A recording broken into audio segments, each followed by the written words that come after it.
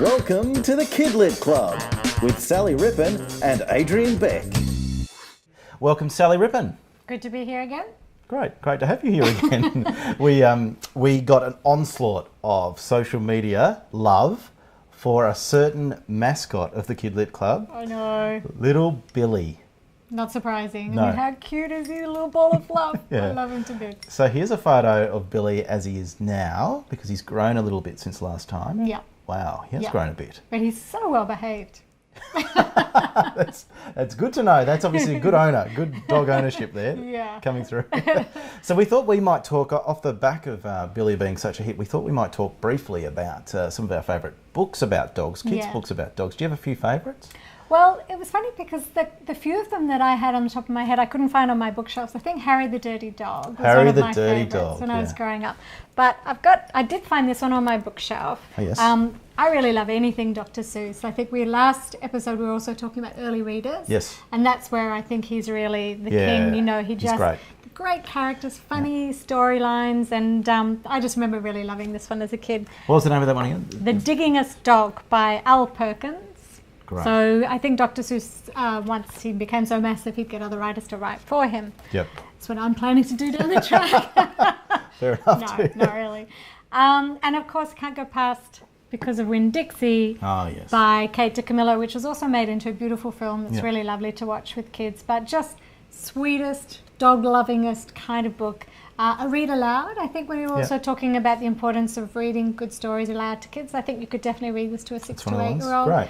And just beautiful language, beautiful imagery, and so much heart. Everything that Kate writes is just full of heart. It's great. I've got a few favourites too, and when I say I'm probably channeling my girls here a little bit. They love Harry McClary from Donaldson's Dairy.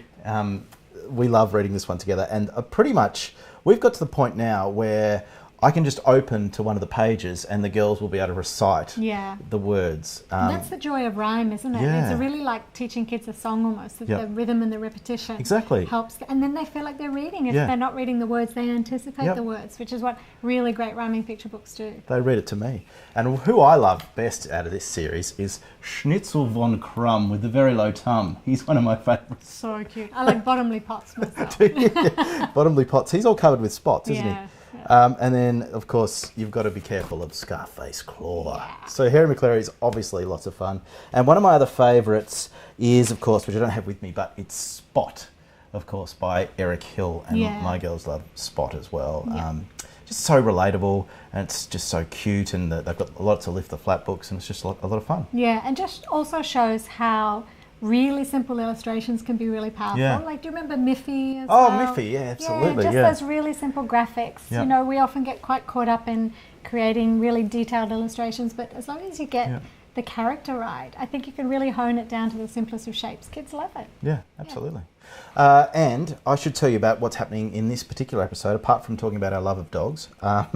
We are interviewing the author of Kenzie and Max and Clementine Rose and Alice Miranda and probably a whole bunch of other things. Amazing. Jacqueline Harvey is going to be on the show a little bit later, which will be exciting. We also have our Good Books segment as well, which we highlight someone or something that's doing something good for the world in the field of books. So that'll be good too. And there are a lot of good people out there doing good stuff behind the scenes for kids. We're going to highlight them. In fact, why don't we do that right now? The Good Books. The Good Books. As we said, we highlight people that are doing good for the world in the field of books.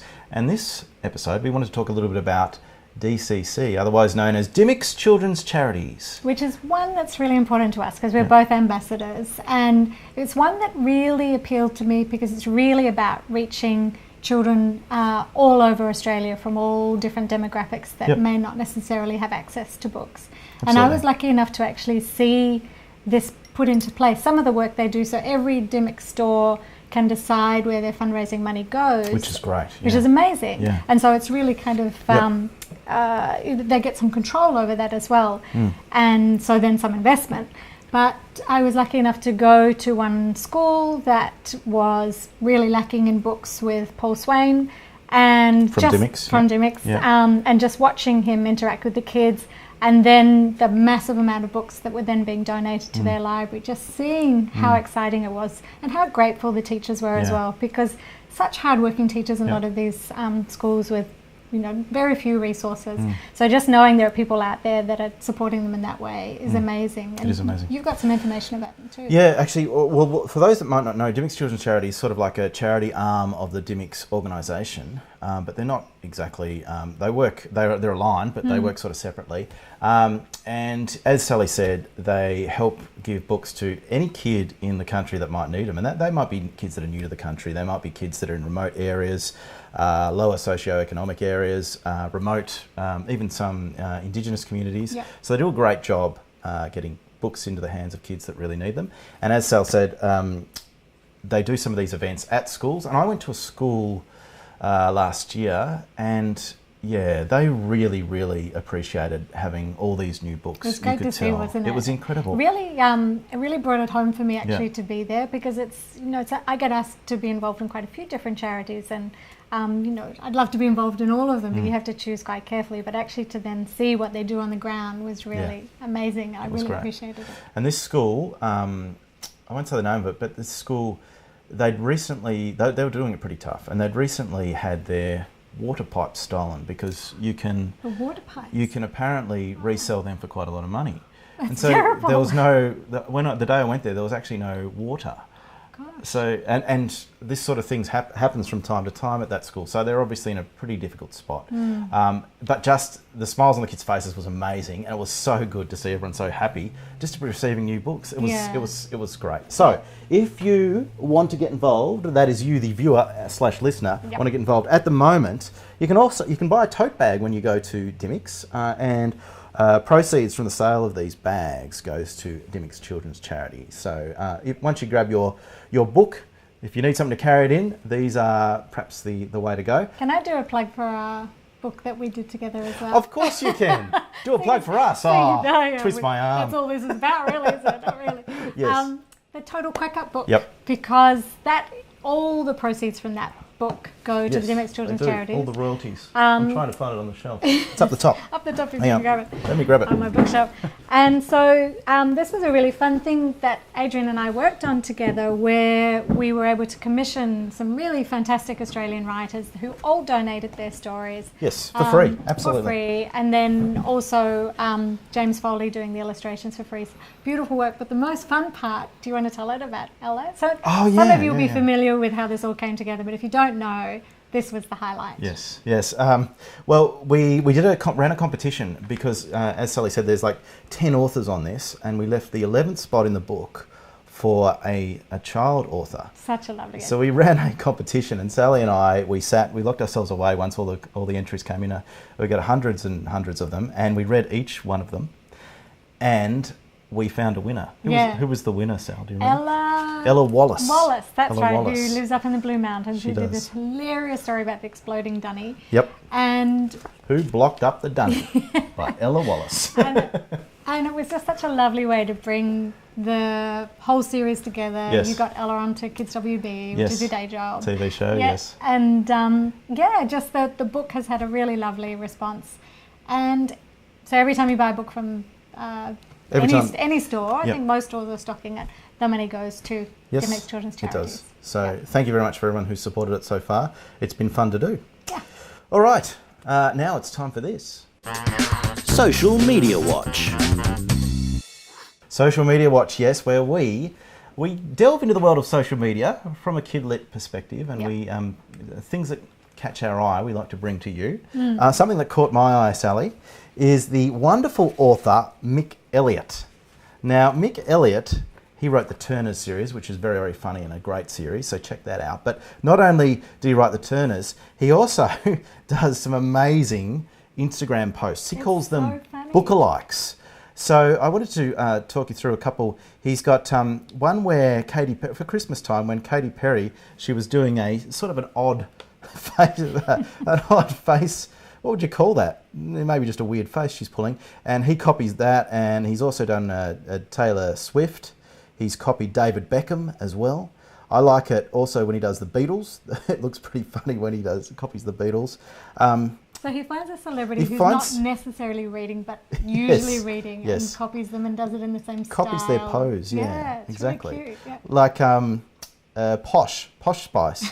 She's got a particular photo where she's got the leg rather extended quite high, and it's lovely to see that Mick can do just about the same move as well in the book-alike that he's done. And also Gaga, when she was pictured with a whole bunch of balloons, Lady Gaga, and he did the same thing too. So if you want a bit of a laugh, head to Mick Elliott's Instagram site and check out his book-alikes because they're very funny. Pretty funny, yeah. And what a clever thing to do as well, I think. That's very clever. Yeah, just because it is really tricky finding that Yep. sweet spot It where is. people know about you, develop a little bit of a persona online, but without it looking, look at me, look at me, look at me. You know, sometimes I look at my social media feeds and it's all people just doing this. I know. And you so think, want something a I bit know why different. you're doing it, but there's a lot of that. And something like what Mick's doing, just finding a fun way to do is pretty much the same thing, but doing it in such a fun, entertaining way, I think it's great. Yeah, really clever. Nice work. All right. Ooh, I'm excited. Now it's time for this. Our special guest. Special guest time. And it's fitting that earlier we talked about Dimmick's Children's Charities and how we were ambassadors, because another great ambassador for Dimmick's Children's Charities is our guest on this episode, Jacqueline Harvey, who's also in Total Quack Up. She's a great ambassador for DCC. And she's been working with them for quite a long time already, so she's already done quite a lot of good work. We're newbies at this. That's right. Jackie is the queen. That's right, she is. All hail the Queen. And also, she has written these awesome Clementine Rose and Alice Miranda, and her latest series is Kenzie and Max. So I took the time to have a bit of a chat with her about all things Kenzie and Max and writing in general. Here's Jackie. Well, through the wonders of technology, we have Jacqueline Harvey on the line. Jackie, how are you? I'm very well, thanks, Adrian. How are you? I'm good. Thanks for joining us. Now, I want to talk to you all about your amazing career, your writing, your tips, all sorts of stuff. I mean, we could talk for hours. We could. There's been a few things going on. We could probably, and I'm renowned as the world's best talker. So. Well, that's good. That's good. It's going to be an extra long podcast, this one, so that's fine. Seriously, you've been warned. Settle in, get a cup of tea. Now, I know, and many people who would be listening and watching to this would know that you started off as a teacher, Yes. and you sort of were juggling the two careers for a while there. Yep. What is it about all these authors that are ex-teachers? I think a lot of it's to do with because you spend all your days with kids and you kind of know what they like and you know what gets them excited. For me, I started off as a 5th grade teacher for the first 2 years, and then I taught kindergarten for 4 years. So whatever the equivalent of that is in Victoria and the rest of the country, but so first year of school basically. And one of the greatest joys of my life was to see little kids who, literally one day were still trying to sound out words, and within, the next day, a few days later, it was like a magic button for some kids that all of a sudden they weren't readers and then they were readers. Yeah. And that doesn't happen for all children like that, of course, but I guess that magic and wonder of becoming a reader is something that I always loved. And telling the kids stories and writing stories for the kids, that was a big part of what I used to do as a teacher. So I don't know, I think teachers are, there are a lot of authors who are ex-teachers, and I think maybe it's that you're tuned into kids quite a lot. Yeah. Absolutely. You have access to kids too, so you can test stuff out all the time. Yeah, it's perfect. You've got focus groups. It's great. You've got focus groups. It's great. You just don't want them to be telling you what they think you want to hear because then you're going to like them more. And so I had a real policy of, don't tell me what you think I want to hear, tell me the truth. Yes. And I had one situation once where I'd written a picture book text, and I had this girl in the group, and they were a year 6 group, and we'd been studying picture books. And this girl said to me, she said, after I'd read this story, she looked at me and she said, Mrs. Harvey, I really like you. But but you really don't like that story. She said, man, that's the most boring story you've ever written. And I thought, that's fantastic. Tell me the truth. yeah. Did you start off, I think you started off more so with the picture books than before you moved into some of the other longer, chapter books and things like that. How come you made the transition? Well, I started writing a chapter book. Oh, really? And so I had this chapter book on the back burner for a long time. Yeah. And then I wrote the picture book, which was like a gift story that sort of came from nowhere. I actually sent everybody in the family out that day and said, I just need to do something. Yeah. And so it was sort of, I always called The Sound of the Sea my gift story. And it was a very personal story too, because it was about some children that I had taught who had actually lost parents in quite tragic circumstances. So I thought after that, oh, maybe I should be a picture book author. Yeah. Then I kept coming back to it. In fact, Alice Miranda was first of all planned as a picture book. Can you imagine? 18 books later, over a couple of million words, pretty much. It's blown out a touch, Jackie. It blew out from the traditional 32-page format picture book to 18 novels of about 60,000 words plus each. So how come you went from those early picture books, or even Alice Miranda was going to be a picture book? Why did it change? Oh, look, I think I just realised that for me, my connection was in that middle grade audience, and I had too much that I wanted to say. I couldn't say it in a picture book. And for me, I mean, it's a bit like, talking. I can't say it in 3 words. Why use 3 words when you can use 10? And so I just had this thing where I wanted to write longer stories. Yeah. Well, speaking of talking, myself and my daughter were lucky enough to see you at the Willie Lit Fest last year, and you were an excellent speaker.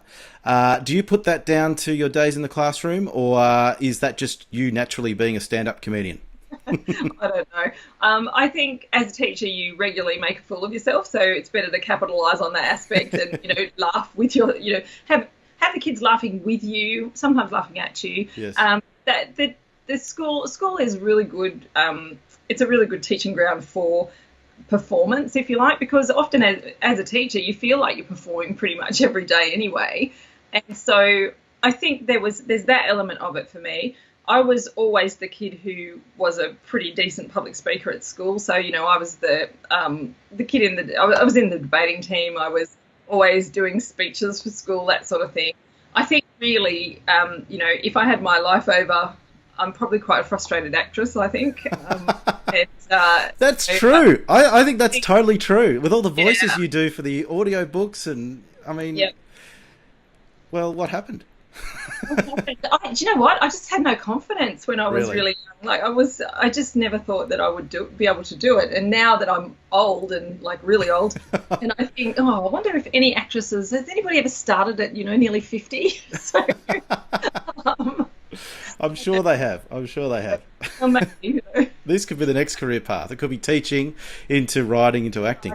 Acting. I do, as you say, I do record the audiobooks for, I've done some for Alice Miranda, and I'm just at the moment recording Kenzie and Max Undercover as an audiobook. Yes, Kenzie and Max, the latest. And will you do me a huge favour here?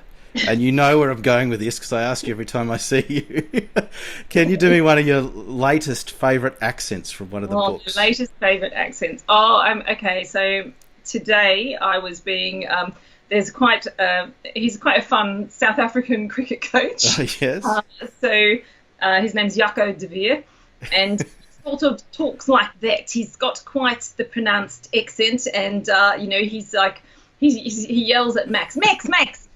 Come here, quick! I need someone for the team. So it's perfect. See, this could be your audition tape. I'm going to send this off to Spielberg or something. Okay. Yeah. So we mentioned Kenzie and Max 3, which is Undercover, which is this one actually, Undercover, which has just come out as we drop this vodcast. So Kenzie and Max, they're twins, they're spies, and it's a little bit of a departure from the world of Alice Miranda and Clementine Rose. So why did you go down the spy path? What was the thinking? Well, it was inspired by on several trips to England, I had these sort of strange coincidences to do with spies. Really? Not that I met any spies, but this is intriguing. There's a beautiful big old house out in the countryside in Shropshire, which I actually used as inspiration for Caledonia Manor in the Alice Miranda books. Okay. And when we happened upon this place, and anyway, long story short is that we ended up being able to go there and have a tour of this mansion, 100-room mansion, which is really called Gunton Hall. And nobody had lived in it since the end of the Second World War. We went to this house that hadn't been lived in for over 50 years and had a tour of the house. And when we got to the basements, it was all full of telephony equipment and, Morse code machines and whatever. And the young fellow that was giving us the tour, he said, well, this was British Telecom during the Second World War. He said, but it was also the headquarters of MI6. Oh, wow. Wow, that's amazing. That is amazing. How much of that is true? Who knows? Well, it doesn't matter. Don't let that get in the way. Don't let that get in the way of the story. So that was sort of the first connection to this idea of spies. Yeah. And we would, when we were staying in London, on several occasions, we would go to this pub called the Morpeth Arms, which is in Millbank. And it has a restaurant called the Spying Room. And if you go to the Spying Room, and they actually put binoculars on your table when you're having lunch or dinner. Oh, really? And I'm thinking, why do you get binoculars? It's a bit weird, isn't it? Spy on other people's lunch, see what that looks like. But no, it's not that. If you look out the windows, if you get to sit up against the windows, right, MI6 is right across the river. Oh, right. It says, can you spy on the spies? And right. Binoculars, and you spy on MI6 across the river. Great. And did you do that? Oh, yes, absolutely. Yeah. And, did you see any sort of goings on, or what did you observe? No, there was nobody in the building, and I said to the fellow who ran the pub, I said, have you ever seen anything interesting over there? And whether or not this is true either, he said to me, well, in 16 years of running this pub, he said, I've seen the lights go on and off, the computer screens flicker on and off, people walk on that balcony, he said, but there's never a person in that building. Ooh. And I thought, why would you tell the world where the spies are? Yeah. Maybe it's all under the ground anyway, or maybe they're in the basement of a school around the corner, and that's how the idea of Ferris was born. That's a brilliant idea. That's great. And how does it compare writing spy stories? How does it differ to writing stories in the Alice Miranda world or the Clementine Rose world? Well, I mean, I get to put more gadgets and things, and I get to have like full-on fights and that sort of stuff. So at the moment, I was reading this book today, doing this book on the audio, and they're having they're training with song, and they're throwing knives. Oh yes, so I remember that. And so I guess I get to do that sort of thing, but I suppose in a similar vein to Alice Miranda, though, everything is a mystery, and the whole idea of writing a mystery is really like, I liken it to getting a whole lot of lengths of string or wool, and you sort of tie it at the top, and then you go and you make a big knot, and then at the end of a mystery, you've got to be able to tug on every single individual string, and it's all got to shake out nicely. And so, I mean, although they are different, they're still that notion of a mystery story. So. Yeah. And I have to tell you, I've been reading the latest Clementine Rose and the Bake Off Dilemma, and this is not a book to be reading when you're trying to watch The Old Waistline, Jackie. There's beautiful cakes mentioned every page, basically. Yeah, there's a lot of cakes. It's probably why I've piled on the kilos. You come away from it feeling like a second dessert or something. Yes. Yeah, there's a lot of good food in that one. So, no, lots of fun in that one too, and again a mystery for Clemmy to solve. Absolutely, as well. Yeah. And so, why is it that you love the mystery so much? Have you always been a mystery fan? Look, I think it makes kids think. It makes me think. Writing them really makes me think, and I've always loved a book that you don't. You get that surprise at the end. There's a twist at the end. The best example of that as an adult that I've read recently is there's a book out called The Rumour by a woman called Leslie Cara, and I was reading that on a plane, and I got to the moment of and I was just so caught up in it. I was like, don't land yet, I need to finish the rest of this story. And I love it when you don't pick the ending and you don't pick exactly what's going to happen. And sometimes I think for me, like the twist in the story actually isn't something that I've planned. Sometimes it just sort of comes out of nowhere. Oh, that's magic. And I hope The Rumour is good, because based on your advice, I bought that for my wife for her birthday, so she's about to get into that. So. Oh, that's good. Yes. So I'll let you know how she goes. You like it, Jane. That's good. Now, what I noticed about your books, and this is really important for me to get this message out, because I think you are hilarious, and I think everyone listening to this would know that you're hilarious because you are naturally very funny. But the books themselves are very funny too. You don't necessarily see that on the cover, but I want the world to know that you are hilarious. I'm funny. I'm really funny. I know. Sometimes I get a bit gypped about the fact that people, they don't really sort of think that I can write funny stuff, but I do write funny stuff. And actually, you will love this. Yesterday, I did an event at the State Library of New South Wales. We were launching the Family Days program for this year. Yes. And I was asking, or in fact, the librarian Megan, she asked the kids, so who knows what Jacqueline's written? And, we got the Kenzie and Max, and we got Alice Miranda and Clementine Rose, and this little boy, he was about 8, and he said, you wrote Operation Pet Sick Pandemonium, Operation Snowball. Total quack up. It's in Total Quack Up. And when he said it, he sort of like blurted it out exactly like that. And I'm thinking, oh, I did write that story. He said, it's so funny. I love that story. And I thought, oh, good. That's great. So I wanted to get to, you did an incredible speech last year, and I wanted to touch on that as well. And the themes of which were books for boys and books for girls. Is there such thing? No, there's just books, and anybody can read whatever they like. And in fact, just last week I had the most beautiful message from a mum who I posted something online about Alice Miranda 18 coming, and that I would do a cover reveal soon and that sort of thing. And this mum wrote to me and she said, I cannot tell you how excited the 9-year-old boy in my family is that Alice Miranda is, the 18th is coming out. Yeah. And I thought, it's so good if parents will be, able to encourage their children to read more broadly and to dispel that myth that there are books for girls and books for boys, because, my books, as you know, they have loads of boy characters in them. Yep. And it's just the fact that, particularly, Kenzie Max has a girl and a boy on the cover, but Alice Miranda has a girl, and so does Clementine Rose. But why should we stop boys from reading those books? And why, there's nothing more heartbreaking, I can tell you, than, and I think I mentioned this in my speech, that I was doing a book signing after I'd visited a whole lot of schools in a particular area of Sydney, and I was doing a book signing at a big shopping centre. And a little boy, he was probably about 10 or 11, and he saw me across the shopping centre out the front of the shop, and he's like, Dad, that's the books that I want. That's the lady that came to my school. Yeah. And they came over, and his dad picked up an Alice Miranda, and he looked at his son, and he said, Mate, you don't want that book. Yeah. It's got a girl on the cover. And and this poor little boy was absolutely heartbroken because he really did want that book, and it was Alice Miranda to the Rescue, which has a green cover, a girl in casual clothes holding a puppy.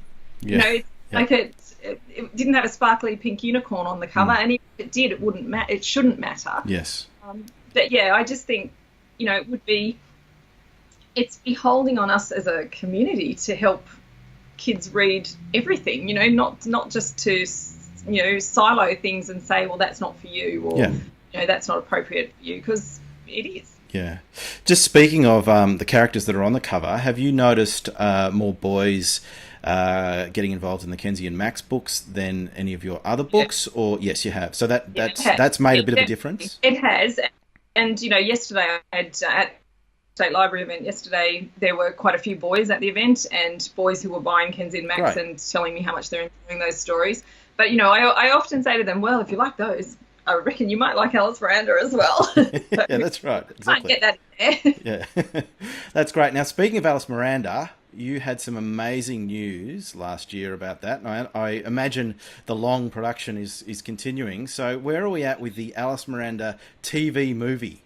Oh, well, it's very exciting. And as you know, it's going to be, it's in partnership with Channel 9. So that's super exciting. And ZDF Enterprises and Screen Australia and SLR Productions. So over the Christmas period, they cast the show, the voices, and so it was really exciting to have some input into that. And are you doing a cameo? Are you going to be doing a voice in the Alice Miranda? Oh, come on! I'm going to have to pull some strings here. This isn't right. No, at this point, no. But you never know. If we get another one down the track, it might happen. Maybe she's sworn to secrecy and can't tell us. Yeah. So it's definitely all sort of chugging along. It's very exciting that it's all happening. So is there a rough when should we roughly expect it to hit the screens, or is it just too far out to know? Yeah, I don't know. I wouldn't like to say, but I think sometime this year, later, really? Sometime in the second half of this year. Second half of this year. Yeah, no, so it That's might sooner than I be- thought. Yeah. So it's quite a long way in the process already. So Right. it's very exciting. Okay, so you've obviously got so much on your plate. What can you tell us about what's in the pipeline? So there's I'm signed up to do 6 Kenzie and Maxes at the moment. Great. So that'll take me sort of another year into the future. Alice Miranda, I've just written Alice Miranda 18, which is called. Can you reveal it? I can reveal it. What it's called? It's called Alice Miranda Keeps the Beat. Keeps the beat. Keeps the beat, and Is she beatboxing? no, she's holding a little pair of drumsticks in her hand. Oh. So she might have a new little hobby, and She's joining a garage band. yeah, and Awesome. it's a very cute little garage band too, and so that'll be out in June. Yep. So Kenzie Max 4 will come out in September, and there'll be a Clemmy probably in December. Oh, great. And that will be Clementine's 15th story, and Wow. at this point, that will probably be possibly the last Clementine for all. Could be the last. Oh. I know. I'll probably cry my eyes out when I write the last lines of that. I cry my eyes out in Clemmy all the time. Yeah. So lastly, Jacqueline, you are an ambassador for Dimmick's Children's Charities. Sally and I mentioned it in this episode. You've got little Dimmick the duck right there. I have. You got a heap of them, actually. I have all my ducks lined up in a row here. Literally. That's good. I actually have more. I can't hold them, but yeah, I have all my little Dimmicks here. Yeah, that's So, great. And that's yeah. obviously a charity that's close to all our hearts, and you've been involved in it for a few years now, haven't you? Yeah, I have. It's probably going on for 5 years, I think, that Yep. I've been an ambassador. Yes. And do you have some Dimmick's Children's Charities events coming up? The Great Debate's coming up, isn't it? It is, yes. In fact, I'll show you my most prestigious duck. Most prestigious duck. My most prestigious duck is this one. When I actually Ooh. was on Adam Spencer's debating team a couple of years ago. Wow. And we won. So there we go. We were the winners of the Great Debate that year. So I have my trophy. Fantastic. This year it's on the 12th of April. Yes. Yeah, so I should say that the Great Debate is on in Sydney at the full Yes. season in Sydney. So, Yes. if you're interstate, it's probably not possible. But if you are in Sydney, come along. Yeah, please get along and support such a great cause. It's fantastic. Jacqueline, Harvey, thank you so much for speaking to us on the Kidlit Club. Best of luck with the latest Kenzie and Max. Not that you need it. Undercover. It's a cracking read. I'm really enjoying it. And we look forward to seeing how the adventures play out over the coming year or so with the next few that are coming out. It should be great. Yeah, and I've just, before I go, Yes. I'm doing a big tour for Kenzie and Max. Oh, so I'm yes. actually Tell us going all to about be it. all around the place, doing a whole host of events in Sydney. Then I'm going to Melbourne. I'm going to be at Dimmick's at Chadstone and Dimmick's at High Point. Yes. Also doing Tasmania and South Australia. So Wow. I'll be all over the place. And if you want to have a look on my website, just jacquelineharvey.com.au. On the events page, there's all the events will be listed there. So to see people all around the countryside, it's one of the joys of being a writer is getting out and meeting the kids and who read your stuff. So Absolutely, yeah. Get out there and see Jacqueline Harvey in action. Best of luck with everything. Thanks, Jacqueline. thank you, thanks, Adrian. That was Jacqueline Harvey. Thank you very much, Jacqueline, for joining us, and great to hear about all her writing. And she's a bit of a superstar, isn't she? She is, and she's got so many books published now, and they're super popular. She wins lots of Kids' Choice Awards, so She does. She's doing really well. She is. And of course, the latest one is Kenzie and Max, which is Kenzie and Max 3 Undercover, where they actually come to Australia. So pretty exciting there. So make sure you check out Kenzie and Max if that sounds like your sort of thing. Well, Sal, that brings us to the end of another episode of the Kidlit Club. Yep. Thank you very much for watching us and listening to us. And as always, comment away. Tell us what you think. Tell us who you'd like us to speak to. Maybe in an upcoming Ripon report. Do they get to do a shirt request? Yes. Any sort of fruit that you'd like me to wear as a shirt. We'll see what we can do. Yeah. Just let me know. Okay. We'll see you next time. Thanks for tuning in to the Kidlit Club. Bye. Bye.